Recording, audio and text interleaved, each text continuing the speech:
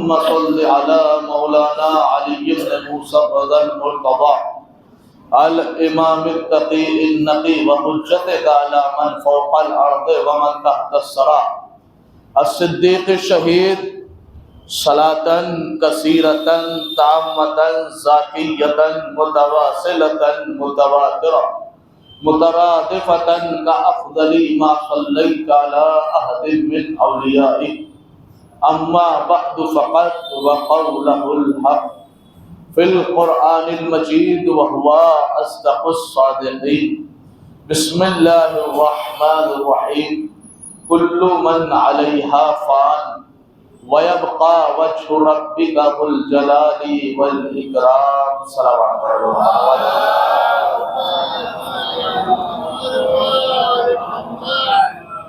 حضرات ایک مرتبہ سورہ حمد اور 3 مرتبہ سورہ اخلاص کی تلاوت فرما کر مرحوم و مغفور خان حسن محمد ابن محمد النقی کے روح کو ارسال فرما دیں۔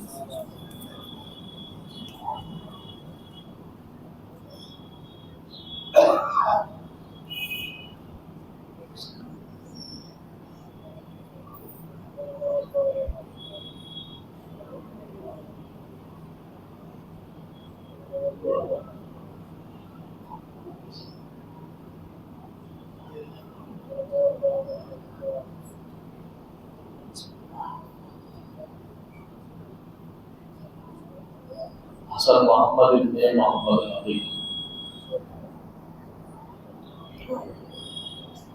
بابا دے بلند صلوات کو دیوا۔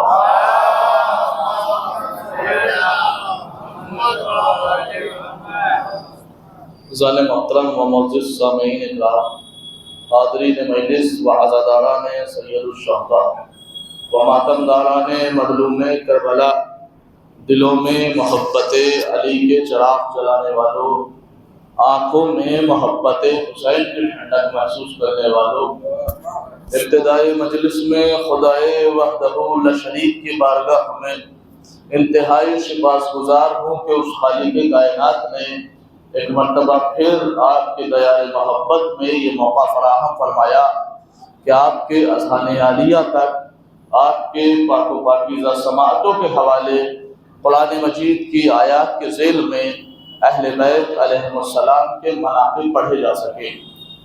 بڑی دور دراز سے سفر کر کے آیا ہوں، حالت خستہ ہے، لیکن انشاءاللہ ہمارا جسم جب مولا کی خدمت کرتے کرتے، مولا کا ذکر کرتے کرتے جتنا خستہ ہوتا ہے اتنی ہماری روح تازہ ہو جاتی ہے۔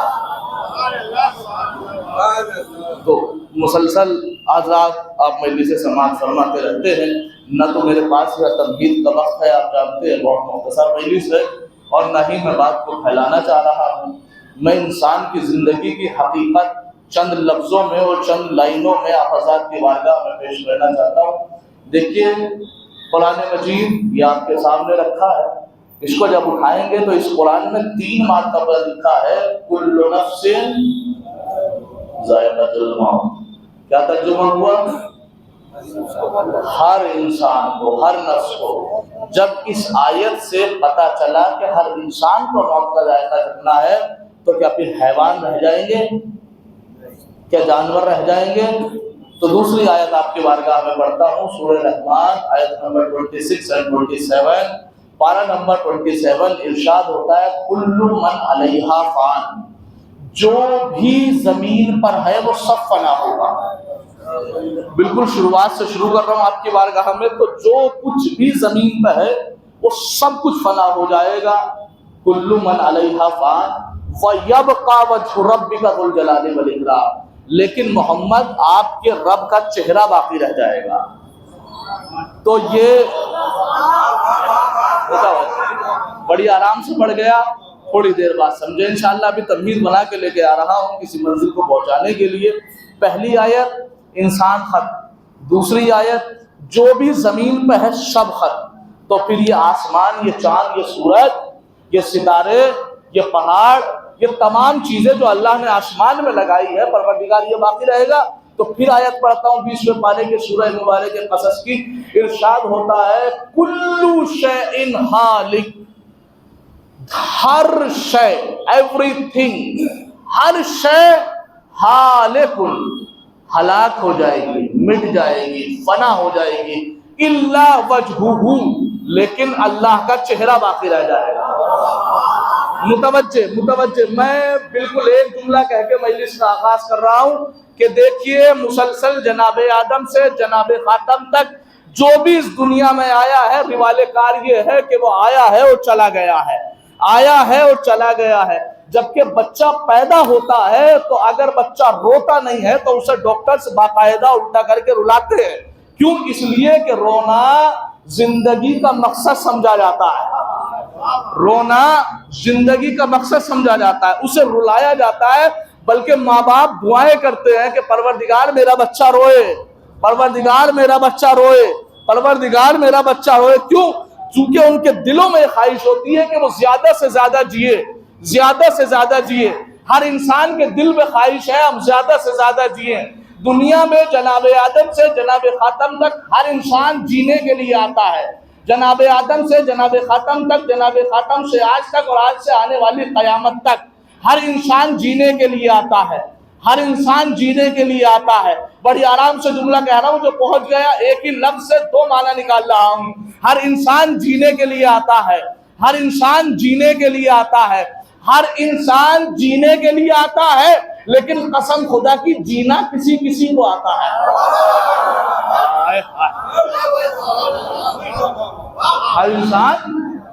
ہر انسان جینے کے لیے آتا ہے، لیکن جینا کسی کسی کو آتا ہے۔ لہذا جس نے جینا سیکھ لیا اس کے لیے مرنا آسان ہو جاتا ہے، جس نے جینا سیکھ لیا اس کے لیے مرنا آسان ہو جاتا ہے۔ اور جس کو دنیا بہت سمجھ رہی ہے وہ دنیا کی نظر میں موت ہے لیکن اس کی نظر میں زندگی ہے۔ متوجہ رہیے گا، میں بڑی آرام سے، تو میں نے ابھی تک قرآن کی 3 آیتیں وہ، 1 آیت وہ، 2 4 5 6 آیتیں آپ کے سامنے پڑھی ہیں۔ ہر چیز فنا ہو جائے گی، اللہ کے چہرے باقی رہے گا۔ زمین پہ جتنی چیزیں سب ختم ہو جائے گی، اللہ کا چہرہ باقی رہے گا۔ آپ بڑے سمجھدار ہیں، پروردگار عالم نے اگر قرآن میں کہیں نقطہ بھی رکھا ہے، کوئی لفظ بھی رکھا ہے، اگر الف بھی رکھا ہے، الف کی تکرار بھی ہے، اگر واو کی تکرار بھی ہے تو مصلحت کے تحت ہے۔ اللہ نے کوئی بھی لفظ غیر مقصد اور غیر مصلحت نہیں رکھا، تو پھر پروردگار یہ بھی کہہ سکتا تھا کہ کل من علیہا فان ویبقی ربک، اے محمد سب ختم ہوگا، تیرا رب باقی رہے گا، تیرا خالق باقی رہے گا، تیرا رحمان باقی رہے گا، تیرا رحیم باقی رہے گا، تیرا اللہ باقی رہے گا، تیرا ستار باقی رہے گا، تیرا غفار باقی رہے گا۔ پروردگار یہ کیا ضرورت تھی کہنے کی کہ تیرا چہرہ باقی رہ جائے گا، چہرہ باقی رہ جائے گا۔ اے پروردگار اگر غیر مذہب والے کو قرآن سنائے تو وہ کہے گا کہ اللہ کا صرف چہرہ بچے گا، اللہ کے ہاتھ نہیں بچیں گے، کیا اللہ کے پیر نہیں بچیں گے؟ پروردگار چہرہ کہا کیوں؟ کہ دنیا والوں کو بتانا یہ ہے کہ تورف کل شیء بوجہ، ہر چیز اپنے چہرے کی وجہ سے پہچانی جاتی ہے۔ دنیا میں سب فنا ہو گئے، اللہ کا چہرہ باقی رہے گا۔ یہ چہرہ ہے کیا؟ کہ دنیا میں ہر چیز اپنے چہرے کی وجہ سے پہچانی جاتی ہے، تو جو چیز جس کے ذریعے پہچانی جائے وہ اس کا چہرہ ہوتا ہے، جو ذات جس کے ذریعے پہچانی جائے وہ اس کا چہرہ ہوتا ہے۔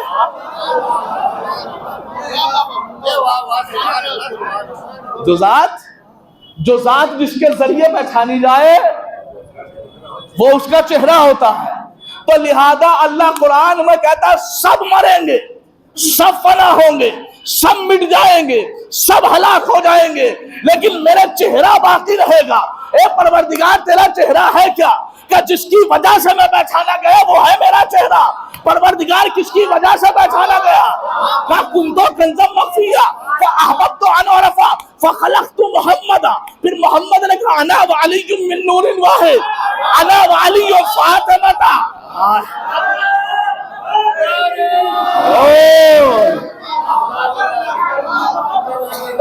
بھائی متوجہ، تو دنیا کا ہر ایرا غیرہ مرے گا، دنیا کا ہر ایرا غیرہ فنا ہوگا، لیکن قسم بخدا نہ اہل بیت کو کبھی اصلی موت آئی ہے نہ آئے گی۔ بڑا سخت جملہ استعمال کیا ہے، اہل بیت کل بھی باقی تھے، آج بھی، اب تھوڑا سا اور اختیار کو بڑھا رہا، معذرت کے ساتھ تھوڑی سی اجازت دے دیجیے، اختیار یہاں تک آپ کا عقیدے میں ہضم کر لیا، اس سے پڑھ کے ایک اور بات کہہ رہا ہوں، اگر عقیدہ ہضم کر جائے تو رکھ لیجیے گا، نہ کرے تو میری طرف پلٹا دیجیے گا، میں دلائل لا کے آپ کو دکھا دوں گا۔ صاحب علی سے لے کے امام زمان عجل اللہ تعالی ان کو موت نہیں آنی، یہ تو بات طے ہے، موت جو آئی ہے وہ ظاہری ہے، ابدی نہیں ہے، یہ ہمیشہ باقی ہے، باقی رہیں گے، لہٰذا اس موت کی آپ بات کرتے ہیں، میں کہتا ہوں اگر علی کا سچا چاہنے والا ہے تو موت و حیات اس کے ہاتھ میں ہے۔ نا میں نے کہا نا، اس سے بڑھ کے دلیل پیش کر رہا ہوں، اگر عقیدہ برداشت کر جائے، سینے مضبوط ہوں گے تو انشاءاللہ بات رکھ لیں گے۔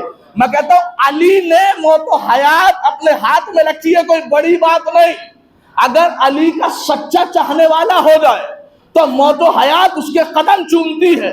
آپ کہیں گے وہ کیسے؟ لیجئے تاریخ کا ایک قصہ آپ کو سناتا ہوں۔ تاریخ میں ایک شخصیت گزری ہے، بہلول دانا، سب نے سنا ہے؟ بہلول دانا یہ وہ شخص ہے کہ جس نے وقت کے یزید کے ناک میں دم کر رکھا تھا، ہارون رشید کی، اور جب وہ پریشان ہو گیا، رشتے میں چچا زاد بھائی لگتا تھا، یہ یاد رکھیے گا، جیسے ہی پریشان ہوا کہنے لگا اے بہلول تم مر کیوں نہیں جاتے؟ بہلول نے آنکھوں میں آنکھیں ڈالی اور کہا اے بھائی تو کہے تو مر جاؤں، کہاں مر جا، کہاں مر جاؤں، کہاں مر جا، کہا بھائی مر جاؤں، کہاں مر جا۔ تاریخ کہتی ہے کہ بہلول دربار میں سیدھے لیٹ گئے، اب حاکم نے اشارہ کیا سپاہی کو دے، سپاہی نے نبض دیکھی نہیں چلتی، دل دیکھا نہیں دھڑک رہا ہے، سانس دیکھی نہیں آ رہی ہے، کہا یہ کون سا نیا ڈرامہ ہے، وقت کے بہترین طبیب اور حکیم کو بلایا جائے، بہترین طبیب اور ماہرین حکیم کو بلایا گیا، انہوں نے نبض دیکھی، انہوں نے دھڑکنیں دیکھی، انہوں نے سانس دیکھی، جو آزمائش کرنی تھی کری، اور کرنے کے بعد کہنے لگے اے حاکم اب بہلول اس دنیا میں نہیں ہے۔ کہا بہلول مر گئے؟ کہاں مر گئے؟ کہا غسل و کفن کا انتظام کیا جائے۔ دیکھیں علی کے چاہنے والے کا اقتدار اور ان کے قبضہ قدرت کیا کیا ہے، متوجہ۔ اب جیسے ہی غسل دیا گیا، کفن پہنایا گیا، بہلول کو اٹھایا کاندھے پہ اور لے جانے لگے قبرستان، جیسے ہمارے یہاں لے کے جاتے ہیں۔ تو صاحب جیسے ہی کاندھا دے کے قبرستان کے قریب پہنچنے والے تھے تو یہ بھائی رشتے میں لگتا تھا، تو دکھانے کے لیے اسے بھی کاندھا دینا پڑا۔ بہلول کو کاندھا دیا ہارون رشید نے دکھاوے کے لیے، بہلول کو دل میں نفرت تھی، دکھاوے کے لیے کاندھا دے رہا تھا، دل میں نفرت تھی، دکھاوے کے لیے کاندھا دے رہا تھا، دل میں نفرت تھی، دکھاوے کے لیے کاندھا دے رہا تھا، دل میں نفرت تھی، دکھاوے کے لیے۔ میاں اصلاحی پہلو یہ ہے، اگر کوئی دل میں مرحوم سے کسی نفرت کر کے اسے کاندھا دے تو سمجھ لینا اس کی سیرت ہارون والی ہے،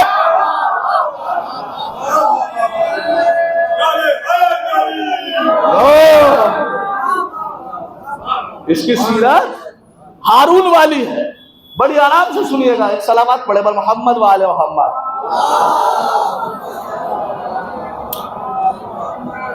جب تک پسینے میں سرابوش نہ ہو جائے نا تو مزہ ہی نہیں آتا، چونکہ یہ پسینے کے قطرات نہیں، یہ ذکر علی کرتے ہوئے اصل میں تسبیح کے دانے ہیں جو ٹپک رہے ہیں۔ بھائی متوجہ، خدا آپ کو سلامت رکھے۔ عرض کر رہا ہے کہ جیسے ہی بہلول کے لے جانے لگے قبرستان کی طرف، اختیارات بتا رہا ہوں علی کے چاہنے والے، جیسے ہی لے کے جا رہے ہیں دکھاوے کے لیے کاندھا دے رہا ہے۔ ایک ہجوم ہے، چونکہ حاکم ایران، حاکم مشہد، حاکم خراسان کا صاحب رشتہ دار مرا ہے، تو سوچے کتنا ہجوم ہوگا۔ تاریخ کہتی ہے کہ ہارون نے کاندھا دیتے ہوئے کہا دنیا کو دکھانے کے لیے، بھائی میں تو مذاق کر رہا تھا، تو تو سچ میں مر گیا۔ کفن کے نیچے سے آواز آئی ہے بھائی تو کہے تو زندہ ہو جاؤں۔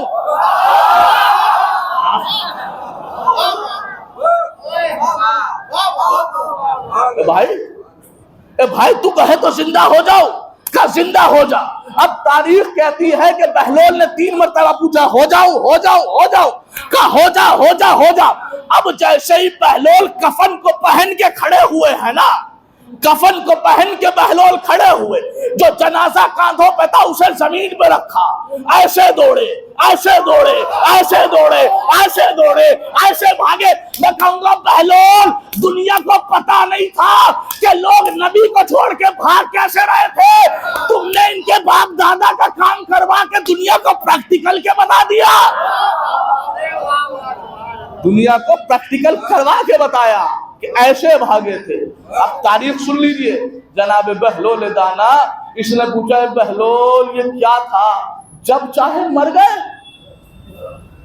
علی کے چاہنے والے کا اختیار، جب چاہے مر گئے اور جب چاہے زندہ ہو گئے۔ میاں یہ کر کیا رہے تھے آپ؟ بہلول نے کہا رہنے دے، کہ نہیں بتانا پڑے گا یہ ہوا کیسے، کہ رہنے دے، کہ نہیں بتانا پڑے گا یہ ہوا کیسے، کہ تجھے پتا نہیں ہے، ارے میں اس کا چاہنے والا ہوں جو تکبیر کہے تو زندہ مردہ ہو جائے، ٹھوکر مارے تو مردہ زندہ۔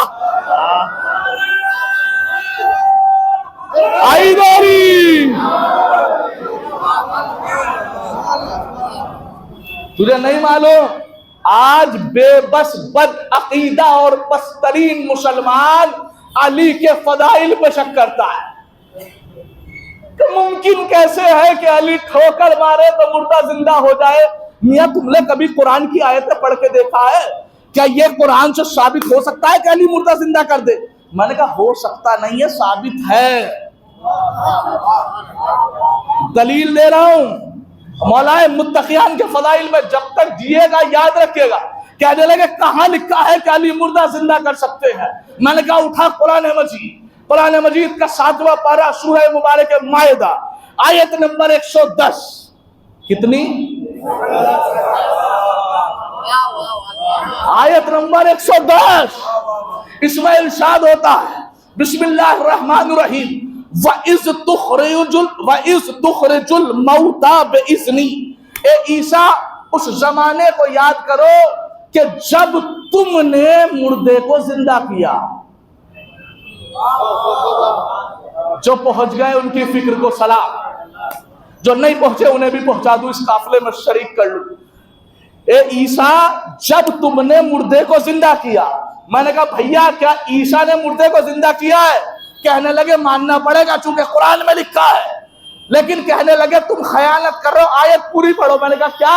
وَإِذْ تُخْرِجُ الْمَوْتَى بِإِذْنِي، کا مردہ زندہ کیا ہے لیکن اللہ کی اجازت سے۔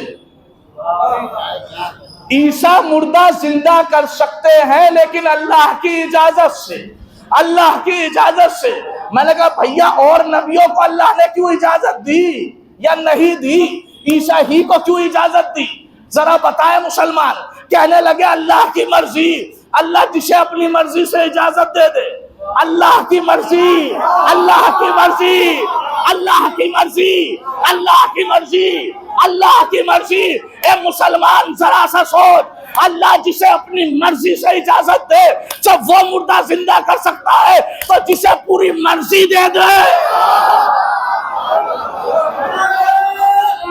حیدری، اللہ اکبر، یا رسول اللہ، یا علی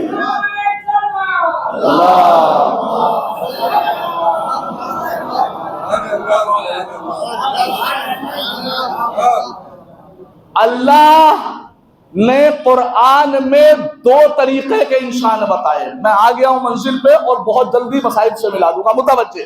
2 طریقے کے انسان، ایک وہ کہ جو کبھی نہیں مر سکتے، وہ ہمیشہ زندہ ہے۔ قرآن مجید کی آیت بھی ہے نا کہ جو راہ خدا میں قتل کر دیے جاتے ہیں وہ شہید ہوتے ہیں، اور شہید زندہ ہوتا ہے، مرتا نہیں۔ یہ تو آپ کے سامنے یہ والا منظر پیش ہے۔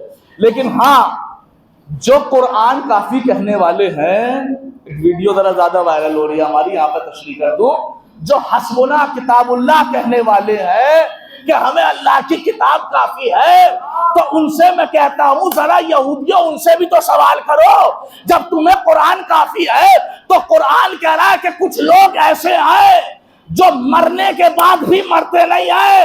ارے تم میں سے کوئی ایک تو مر کے زندہ ہو کے دکھائے, کوئی ایک تو قرآن کی آیت کی تصدیق کر کے دکھائے. جب قرآن پہ مشکل پڑی تو کوئی ایرا غیرا نتو خیرا نہیں اٹھا تو علی کا بیٹا منہ کے نیزہ سے بول کے بتایا.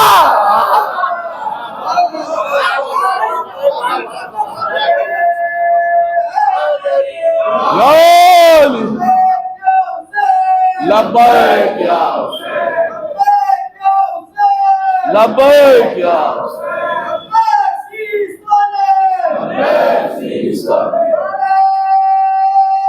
حیدری. اور کوئی نہیں. تو قرآن میں دو کردار, پہلا کردار میں آپ کو دکھا چکا, وہ کردار جو مرنے کے بعد بھی نہیں مرتے, اہل بیت اور ان کے چاہنے والے. یقین ماننا یہ چاہنے والا اگر مخلص ہو جائے نا, ایک مثال ابھی دی ہے میں نے, ہو سکتا ہے کوئی جعلی روایت کہہ کے اسے ٹکرا دے, حالانکہ جعلی نہیں, ہماری مستند کتابوں میں موجود ہے, ٹھیک ہے, لیکن میں دوسری دلیل بھی دے کے چلتا ہوں, پھر آ رہا ہوں دوسرا کریکٹر بیان کروں گا. دوسری دلیل جناب سلمان فارسی, جناب سلمان فارسی, جناب سلمان فارسی یہ اس حد تک کے غلام تھے کہ اپنی ریشۂ مبارک سے 250 سال کی عمر ہونے کے باوجود در سیدہ کو اپنے جھاڑو لگایا کرتے تھے ریشۂ مبارک سے. تاریخ کہتی ہے ایک مرتبہ جناب امیر کے ساتھ بیٹھے ہوئے تھے, جناب امیر سے کہا مولا میرا انتقال کہاں ہوگا؟ کہا مدائن میں. مولا آپ کہاں ہوں گے؟ کہا کوفے میں. مولا چاہتا یہ ہوں کہ نماز جنازہ آپ پڑھا دینا. جو علی کو سمجھتا ہے وہی یہ کہہ سکتا ہے. مولا انتقال کہاں ہوگا؟ مدائن میں. مولا آپ کہاں ہوں گے؟ کوفے میں.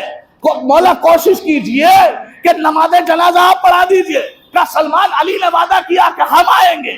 تاریخ کہتی ہے کہ ان کا آخری وقت آیا, یہ مدائن میں چلے گئے اور وصیت کر کے مرے خبردار غسل دے دینا, کفن پہنا دینا, نماز جنازہ نہ پڑھنا. کہا پھر کون پڑھائے گا؟ انہوں نے غسل دیا, کفن پہنایا, جنازے کو تیار کر کے رکھ دیا. کبھی آگے دیکھ رہے ہیں, کبھی پیچھے, کبھی دائیں, کبھی بائیں. کہ ان کی نماز جنازہ کون پڑھائے گا؟ پوری زندگی تو علی کی خدمت میں گزار دی, اب دیکھتے ہیں کون علی والا آئے گا. تاریخ کہتی ہے بس اتنا کہنا تھا, سلمان جو مر چکے ہیں ظاہراً, کانوں میں گھوڑوں کی ٹاپوں کی آواز آئی, وہ سلمان سمجھ گیا, اور جو اپنے بستر مرگ پر لیٹا ہوا تھا وہ احترام علی میں اٹھ کے کہنے لگا سلام.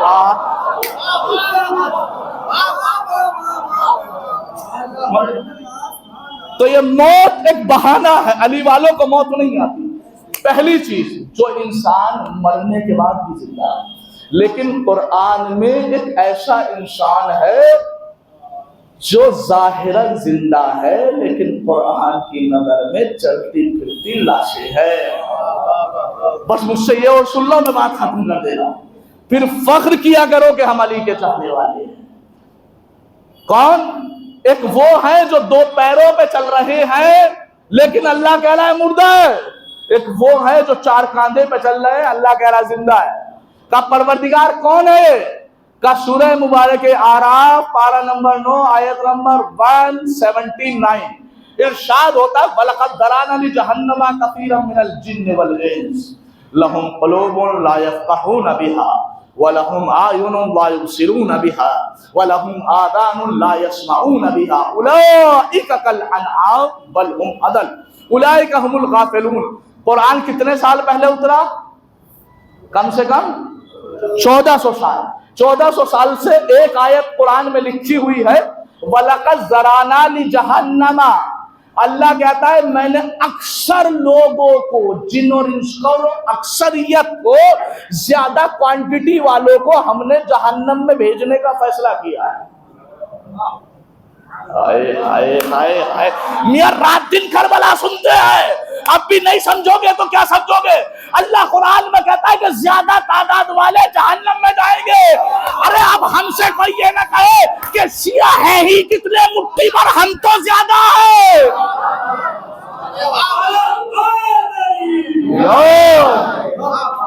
قرآن کیا ہے؟ وَلَقَدْ ذَرَأْنَا لِجَهَنَّمَ, جہنم کے لیے كَثِيرًا مِنَ الْجِنِّ, اکثریت. والانس، انسانوں کی اور جنات کی اکثریت جہنم میں جائے گی. ٹھیک فیصلہ ہو گیا. پروردگار لہم قلوب، ان کی غلطی کیا ہے؟ ان جہنم میں.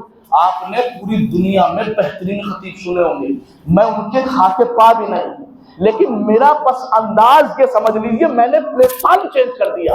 ابھی تک آپ ہر انسان سے یہی سن رہے تھے کہ صاحب یہ بتائے کہ جنتی کون ہے، جنتی کون ہے، جنتی کون ہے. حافظ محمد رضا نے پلیٹ فارم ہی چینج کر دیا. میں منبر سے اب یہ نہیں بتاتا کہ جنتی کون ہے، اس لیے کہ اس کے دعوے دار بہت اٹھتے ہیں. میں نے پلیٹ فارم کا چینج کر کے دنیا کو بتانا شروع کر دیا جہنمی کون ہے. جہنمی کون ہے؟ تو ہم جنتی نہیں بتا رہے. لہم قلوب، یہی لوگ مردہ بھی ہے جو میں بتاتا چلتی پھرتی لاشیں. پروردگار ان کی غلطی کیا ہے؟ کہ ان کی غلطی ہے 3. یہ اپنی 3 غلطیوں کی وجہ سے جہنم میں جائیں گے. کیا؟ لہم قلوب لا یفقہون بہا، ان کے پاس دل ہے لیکن یہ غور و فکر نہیں کرتے، یعنی محبت نہیں کرتے. وَلَهُمْ أَعْيُنٌ لَا يُبْصِرُونَ بِهَا، ان کے پاس آنکھیں ہیں لیکن یہ دیکھتے نہیں ہیں. وَلَهُمْ آذَانٌ لَا يَسْمَعُونَ بِهَا، ان کے پاس کان ہیں. پہلی غلطی دل ہونے کے باوجود محبت نہیں کرتے. دوسری غلطی آنکھ ہونے کے باوجود دیکھتے نہیں. تیسری غلطی کان ہونے کے باوجود سنتے نہیں. قرآن کہہ رہا اولئک کالانعام، یہی لوگ جانور ہیں. بل ہم اضل، بلکہ جانور سے بھی بدتر ہے. اولئک هم الغافلون، یہی لوگ گمراہ ہو چکے ہیں. یعنی جو گمراہ ہوتا ہے وہ مردہ ہوتا ہے. قرآن کی نظر میں یہ چلتی پھرتی لاشیں ہیں کون؟ جو آنکھ ہونوں کے ساتھ نہ دیکھے، جو کان ہونے کے ساتھ نہ سنے، وہ جہنمی بھی ہے مردہ بھی ہے.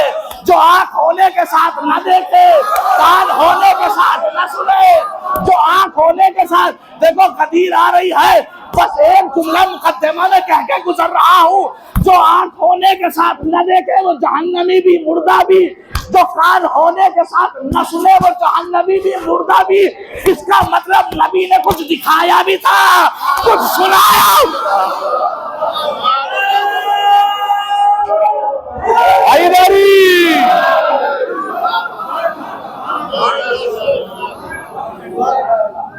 جس نے آنکھ ہونے کے باوجود نہیں دیکھا وہ جہنمی بھی مردہ بھی.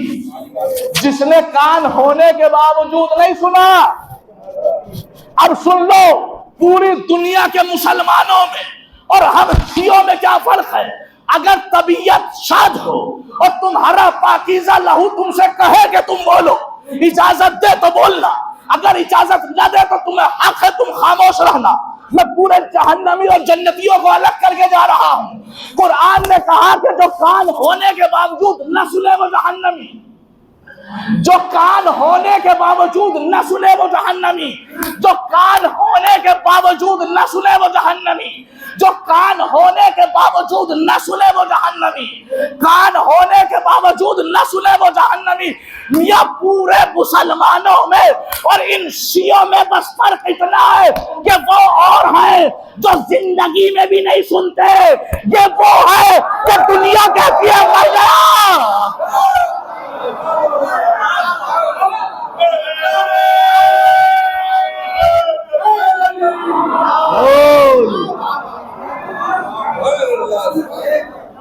دنیا کہتی ہے کان نہیں ہے مر چکا ہے، لیکن پھر بھی سن رہا ہے، اس لیے کہ اس نے سننے کی عادت غدیر سے ڈالی ہے، اس لیے کہ اس نے سمجھنے کی عادت مجلسوں سے ڈالی ہے. اس کے کان بھی کام کریں گے، اس کا دل بھی کام کرے گا. تو لہذا قرآن نے کہا اگر دل ہے تو محبت کرو، غور و فکر کرو، آنکھیں ہے تو دیکھو، کان ہے تو سنو. میاں صرف اللہ نے تو بتایا ہے سنو دیکھو محبت کرو. ہم سے بڑھ کے شرف یاب کون ہوگا کہ ہم اگر محبت کرتے ہیں تو اس کی کہ حب علی عبادہ، ہم اگر دیکھتے ہیں تو اسے النظر الی وجہ علی عبادہ، ہم سنتے ہیں تو اس کا ذکر و علی عبادہ.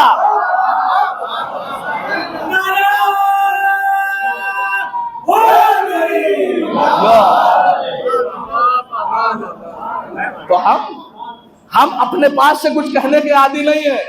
تو لہذا میرے بھائیوں، میرے عزیزوں، ہاتھ جوڑ کے پیغام دے رہا ہوں، عمل اچھے کرتے کرتے عقیدے سے پیچھے نہ ہٹ جانا.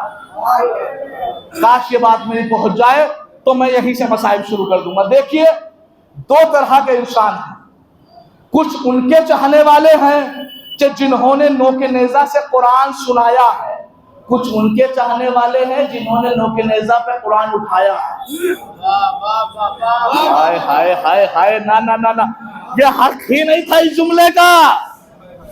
تو لہٰذا جنہوں نے قرآن اٹھایا ہے وہ آج تک قرآن کی توہین کر رہے ہیں.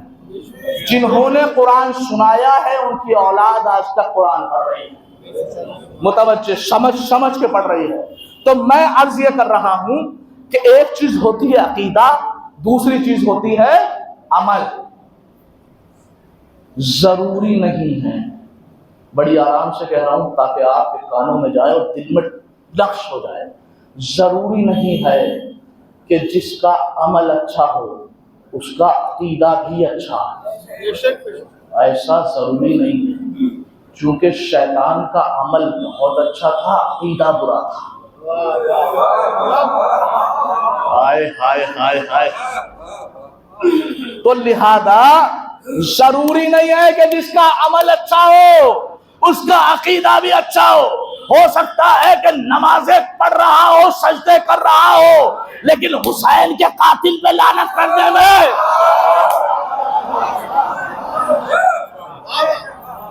ہو سکتا ہے سجدہ کر رہا ہو، لیکن سجدے کو بچانے والے حسین کے قاتل پہ لعنت کرتے ہوئے زبان کانپتی ہو. ہو سکتا ہے کہ رسول سے محبت کا دعویٰ کر رہا ہو، قرآن پڑھ رہا ہو، روزے رکھ رہا ہو، حج کر رہا ہو، زکات دے رہا ہو، سارے عمل خیر کر رہا ہو، لیکن ان سارے عمل خیر کا بدلہ زہرا سے محبت ہے. ان کے دشمنوں پہ لعنت کرتے ہوئے اگر زبان کانپے تو سمجھ لینا خالی شیطان والا ہے.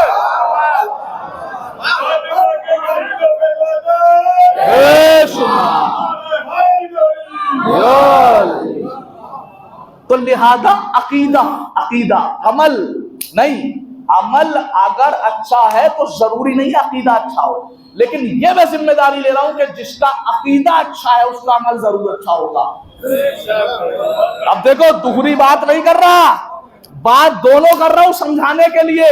ایک وہ ہے کہ جو صرف نمازیں پڑھے جا رہے ہیں لیکن اہل بیت سے نفرت ہے، اہل بیت کا ذکر نہیں کرتے، اہل بیت کے قاتل پہ لعنت نہیں کرتے، تو ان کا عمل بیکار ہے.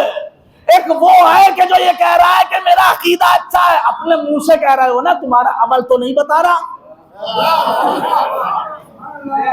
تو جس کا عقیدہ اچھا ہوگا اس کا عمل بھی اچھا ہوگا. جب قبر میں جاؤ گے نا، تم سے پہلا سوال یہ نہیں ہوگا کہ ظہر کی پڑھی تھی یا نہیں، مغرب کی پڑھی تھی یا نہیں. پہلا سوال ہوگا عقیدے کے بارے میں. من ربک، من نبیک، من امامک. تیرا نبی کون، تیرا امام کون؟ پہلے عقیدہ پھر عمل. تو کوشش یہ کرو کہ ایسا عقیدہ بناؤ جو کربلا والوں کا عقیدہ. اگر کوئی رونے میں کمی کر رہا ہے تو بی بی زہرا کا گریہ یاد کر کے رویا کرے، پھر آپ کو پتہ چلے گا کہ رونے میں ثواب کتنا ہے. کبھی کسی کے رونے کا مذاق نہ اڑایا کرے، کبھی کسی کے رونے پہ اعتراض نہ کیا کرے. نہ جانے اس کے دل میں کیسی محبت موجود ہے. ہمارے اندر ہو سکتا ہے معرفت کی کمی، لیکن رونا دیکھو سکینہ کا گریہ. رونا اگر دیکھنا ہے تو سید سجاد کا گریہ ہے. عزاداران امام مظلوم کربلا، ہمارے لیے تو بس یہ لفظ کربلا ہی آ جائے تو آنکھ نم ہو جاتی ہے. کیوں؟ اس لیے کہ کربلا میں جو ہوا ہے نہ کربلا سے پہلے کبھی ہوا ہے نہ کربلا کے بعد کبھی ہوگا. یہی وجہ ہے کہ امام کا چاہنے والا بیٹھا ہوا تھا. امام نے کہا یمن الشبیب ان کنتا باقیا فبکی للحسین، اے شبیب کے بیٹے اگر تیرا دل چاہے کہ تو روئے تو میرے دادا مظلوم پہ رو لینا، میرے دادا حسین پہ رو لینا۔ اس نے پوچھا مولا کیوں، آخر بات کیا ہے؟ جواب سنو گے میرے مولا کا، فَإِنَّهُ زُبِعَ كَمَا يَزْبَحُ الْقُمْص، کہ میرے دادا کو ایسے مارا گیا ہے جیسے کسی گوسفند کو کاٹا جاتا۔ اجرکم علی الصحرا، اجرکم علی الصحرا۔ عزادارو سنو گے، مولا تشبیہ سمجھ میں نہیں آئے۔ جب ہم گوسفند کو ذبح کرتے ہیں مولا تو ہم کم سے کم اسے پانی ضرور پلاتے ہیں، لیکن کربلا کا پیاسا کہتا ہوا چلا گیا، اللہ تشان میری رگیں سوکھ چکی ہے۔ اے مولا وجہ کیا ہے؟ ارے شاید ایک ہی وجہ میرے ذہن میں آتی ہے، شاید وجہ یہ ہو کہ جب ہم کسی جانور کو ذبح کرتے ہیں کوئی ہم سے یہ نہیں پوچھتا ارے اس جانور کی غلطی کیا ہے، اسے کیوں مار رہے ہو؟ کربلا میں یہی ہو رہا تھا، عباس کے بازو کاٹے جا رہے تھے، کسی نے نہیں پوچھا۔ علی اکبر کا سینہ توڑا گیا، کسی نے نہیں پوچھا۔ علی اصغر کے تیر مارا گیا، کسی نے نہیں پوچھا۔ یہی نہیں، حسین زمین کربلا میں بیٹھ کے کہنے لگے عباس مر گئے، علی اکبر جدا ہوا، ہم سے کسی نے یہ بھی نہ پوچھا کہ کیا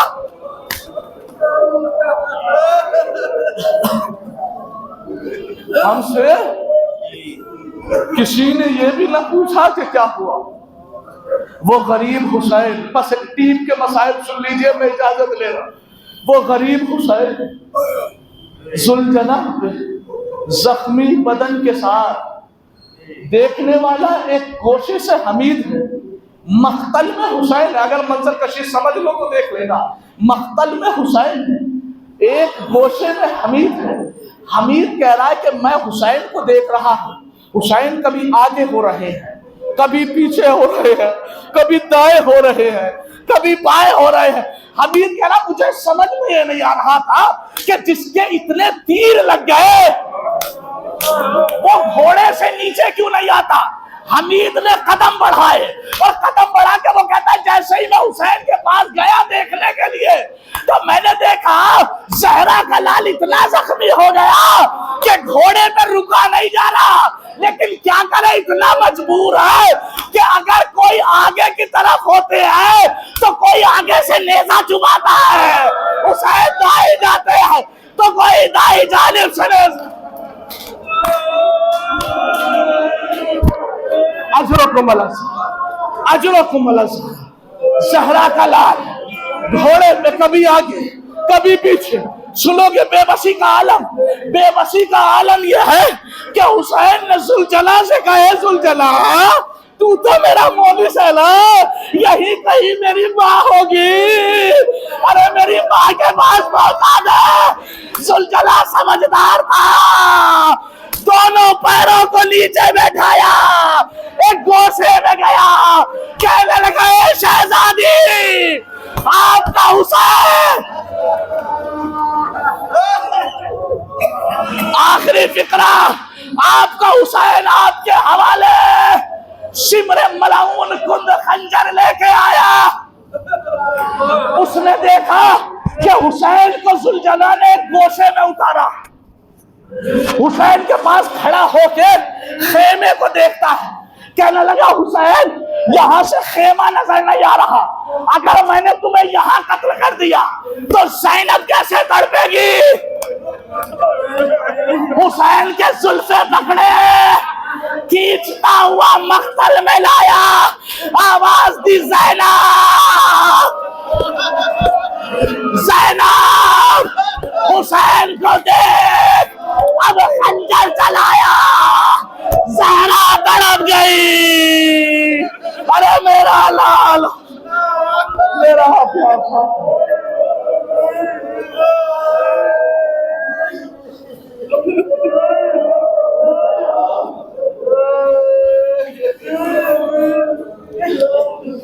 انا للہ و انا الیہ راجعون۔ بار الہ جو واسطہ محمد والے محمد کا ہمارے اس مختصر سے عبادت کو قبول فرما، جو پریشان حال ہے ان کی پریشانی کو دور فرما، پروردگار جو مقروض ہے ان کا قرض غیب سے ادا فرما، پروردگار جو اس دنیا میں نہیں رہا اس کی مغفرت فرما، پروردگار جن مرحوم کے لیے مجلس اعزا منعقد کی گئی اس مجلس کے ثواب مرحوم کی روح تک پہنچا، ان کے درجات بلند ہے بلند تر فرما، جوار اعلی علیین میں جگہ عنایت فرما، پروردگار چاروں طرف سے شیعہ حیدر کرار کو ٹارگٹ کیا جا رہا ہے، میرے معبود تجھے اہل بیت اطہار کا واسطہ شان حیدر کرار کی جان مال عزت آبرو کی حفاظت فرما، پروردگار تجھے واسطہ محمد و آل محمد کا اے میرے محبوب شہزادی زینب اور شہزادی سکینہ کے روزے کی حفاظت فرما، پروردگار سیریا میں جو ظالمین ہیں انہیں نیست و نابود فرما، پروردگار جنت البقیع کی جلد از جلد تعمیر فرما، ہم ان کے آوان و انصار و ناصرین میں شمار فرما،